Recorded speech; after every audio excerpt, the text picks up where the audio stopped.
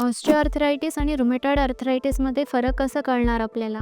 ऑस्टिओआर्थरायटिसमध्ये वयानुसार होणारा झीज म्हणजे कार्टिलेज घासून होणारा झीज असतो. हा जास्त करून एकाच बाजूच्या सांध्यांनाही किंवा एकच सांध्यांना सुरुवात होऊ शकते. त्याशिवाय रुमेटॉइड आर्थरायटिस हा एक प्रकारचा ऑटो इम्यून डिसीज आहे, ज्यामध्ये लहान सांधे जसं की बोटं, मनगट ह्यापासून सुरुवात होऊन इतर सांध्यांना त्रास चालू होतो आणि हा दोन्ही बाजूच्या सांध्यांना त्रास देतो. दुसरा पॉईंट म्हणजे रुमेटॉइड आर्थरायटिसमध्ये काम केलं की त्यांना बरं वाटते. जेवढं काम करेल की जेवढं हालचाल होईल तेवढं बरं वाटेल आणि विश्रांती घेतली की दुखणं वाढते. पण ऑस्टिओआर्थरायटिसमध्ये विश्रांती घेतलं की पेशंटला बरं वाटतं. आणि ऑस्टिओआर्थरायटिससाठी ट्रीटमेंट म्हणजे लाईफस्टाईल चेंजेस, व्यवस्थित एक्सरसाइज करणं, योग्य कॅल्शियम, व्हिटॅमिन D3 सप्लिमेंट्स घेणं हे असते.